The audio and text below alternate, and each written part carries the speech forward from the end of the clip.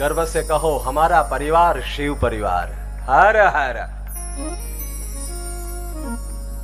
આજથી કહેતા થઈ જજો કે हमारा परिवार શિવ પરિવાર એટલે કોઈ સંપ્રદાય નથી, કોઈ વાડો નથી, કોઈ એવું ન માનતા. શિવ પરિવાર એટલે સનાતન ધર્મ.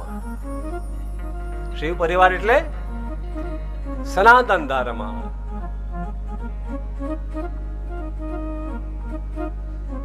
देवाधिदेव महादेव भगवान भोलोनाथ अवधरदानी औघड़ी क्या क्या नहीं दिया भोले बाबा. આ બધું તારું આપેલું છે.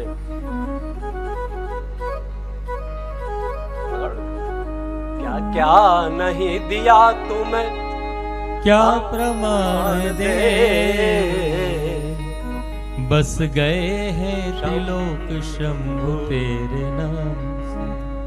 क्या क्या नहीं दिया तुम्हें हम क्या प्रमाण दे बस गए हैं त्रिलोक शंभु तेरे नाम से. ये देवाधिदेव महादेव. મારે ભાઈ બહેનો, શિવ એટલે કોણ તમને કોઈ પૂછે ને તો હું તમને આજે પહેલી જ કથાની અંદર, પહેલા દિવસની કથામાં એક નાનકડી વાત કહી દઉં. શિવ એટલે કોણ તમને કોઈ પૂછે તમે કહી શકો. એક અકબર બાદશાહનો એક ગાર્ડન હતો, બગીચો. સુનો ધ્યાન છે, ધ્યાનથી સાંભળજો બાપા.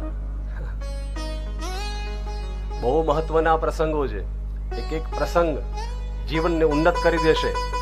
તમારું જીવન ધન્ય થઈ જશે, આપણું જીવન ધન્ય થઈ જશે. એક બગીચો હતો. એ બગીચાની માલણ જે કહેવાય, માળી, એક બાઈ હતી, વિધવા હતી. એમ કહેવાય છે કે એણે પોતાનો પરસીનો અને લોહી ચીચીને જાણે બગીચાને ઉછેર્યો હોય. એટલો સુંદર બગીચો, બાદશાહે એને ઇનામ આપેલું. દુનિયાભરના પુષ્પ એ બગીચામાં, અને એટલીની માવજત કરે એટલું હાંચ. એક પાંદડું પણ આમ નીચે ના પડેલું હોય, કચરો. જેવું પાંદડું ખરે એટલે બાઈ ઉઠાવીને કચરામાં એક બાજુ મૂકી દે. અને એમ કહેવાય પાંદડે પાંદડે સેવા કરે, ફૂલ ફૂલની સેવા કરે. સેવા તો આને કહેવાય ને.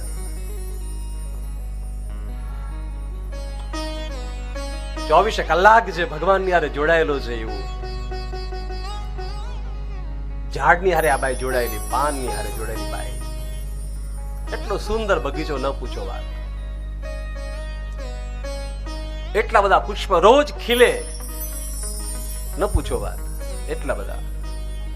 એમાં એના ઘરમાં કોઈ અગત્યનો પ્રસંગ આવ્યો, કોઈ કુટુંબમાં, અને કઈ જવાનું થયું, અઠવાડિયા માટે કઈ જવાનું થયું.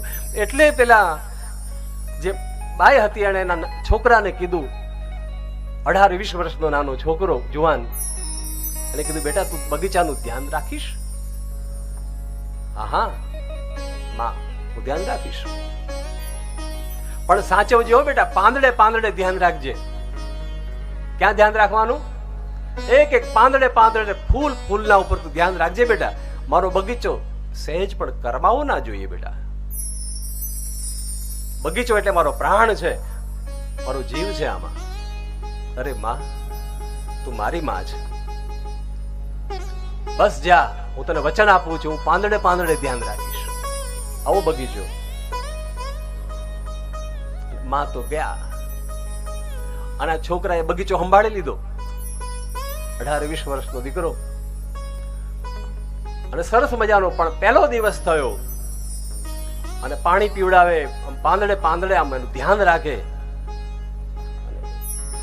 પણ બીજો દિવસ જેવો થયો એમાં બગીચો સહેજ કરમાઈ ગયો.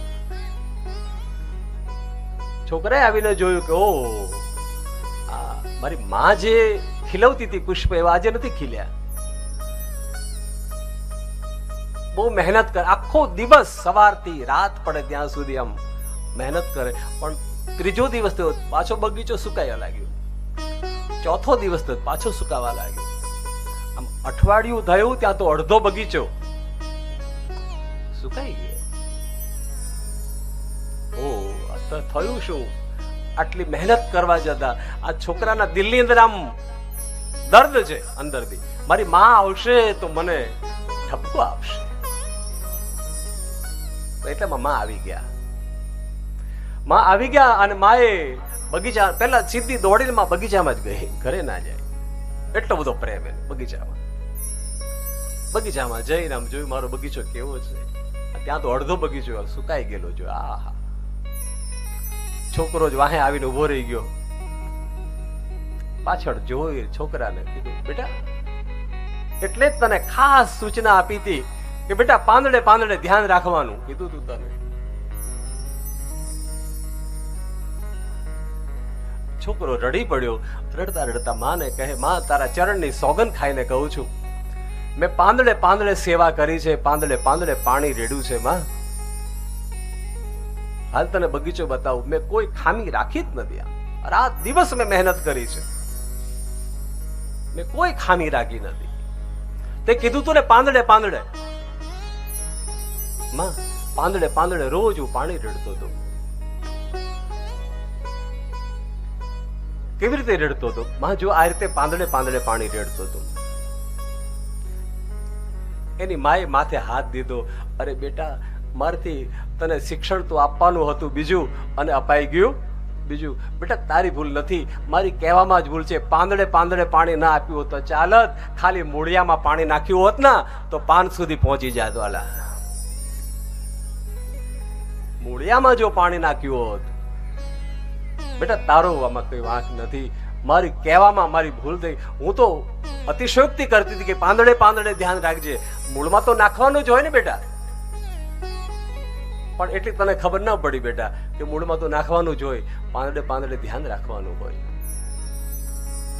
એમ બીજા બધા જે દેવતાઓની તમે સેવા કરો ને એ પાંદડે પાંદડે સેવા કરી કહેવાય, અને શિવની સેવા કરો ને ત્યારે મૂળમાં તમે સેવા કરી કહેવાય. સાહેબ, શિવની જયારે સેવા તમે શરૂ કરો, જે દિવસે તમે શિવની ભક્તિ શરૂ, શિવ કથા શ્રવણ કરો, જે દિવસથી એ દિવસે તમે મૂળમાં આરાધન શરૂ કરી દીધું છે. હવે તમારું જીવન ખીલી જશે. હવે પાંદડે પાંદડે મૂળમાં પાણી નાખો એટલે પાનમાંય પહોંચે, ફૂલમાંય પહોંચે અને ફળમાંય પહોંચે.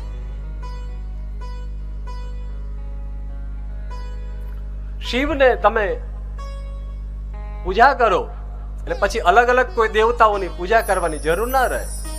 આને પૂજા ને આને પૂજા ને અહીંયા પૂજા ને અહીંયા કઈ. આજનો સંદેશ ભટકો મત, ભટકો મત. શિવ ભક્તિમાં અટકો મત, શિવ ભક્તિમાં અટકો મત, અને ફરજમાંથી છટકો મત. આપણી ફરજ હોય ને સેવાની, એ સેવાની ફરજમાંથી છટકો નહીં. શિવ એટલે મૂળ, આપણો મૂળ ધર્મ આપણે ચૂકી ગયા. મૂળમાં પાણી રેડ્યું નહીં. લોકોએ બીવડાવી દીધા કે બહેનોથી પૂજા ના થાય, બહેનોથી રુદ્રાક્ષ ના પહેરાય, બહેનોથી આમ ન થાય, આમ ન થાય. અને આપણા ધર્મને ભાંગી નાખવા માટે, તોડી નાખવા માટે અમુક લોકોએ આવી વાતો ઉપજાવી કાઢેલી. બહારથી જે લોકો આવેલા ને એ લોકોએ, અને થોડાક સ્વાર્થી આપણે અહીંના પણ લોકો એમણે પણ આ વાતોને પાછી પ્રોત્સાહન આપ્યું. જાણ્યા વગર, જોયા વગર ખોટા અર્થઘટનો કરીને શિવલિંગના અર્થઘટન ખોટા કરી નાખ્યા. આ તો આમ છે ને, આ તો બેનોથી અડાય નહીં ને, આ તો આવું છે. એટલે હવે અમે બૂમો પાડી પાડી અને સત્યને ઉજાગર કરી રહ્યા છીએ કે બહેનો ખોટા વહેમમાં રહેતા નહીં, ભાઈઓ તમે પણ ખોટા વહેમમાં રહેતા નહીં. અને હવે પહેલા કરતા શિવ મંદિરોમાં ભીડ વધી છે કે નહીં? હા કે ના? પહેલા શિવ મંદિરો ખાલી પડી રહેતા હતા. પહેલા શિવ મંદિરે કોઈ જતું નહોતું. વધારે આમ હવેલી ને વિષ્ણુ મંદિરે ને રામજી ને કૃષ્ણ ત્યાં બહુ લોકો જતા, કારણ કે ત્યાં નારાયણ પાસે જાય તો એટલે બધા ત્યાં વધારે જ જતા. પણ એમને ખબર નથી મૂળ તો અહીંયા છે, મૂળ તો શિવ પાસે છે. કુબેરનો ભંડાર તો એની પાસે છે, ત્યાંથી જ બધું વિતરણ થાય છે. રિઝર્વ બેંક છે. શિવ એટલે કોણ? કોઈ પૂછે તો કહી દેજો, રિઝર્વ બેંક.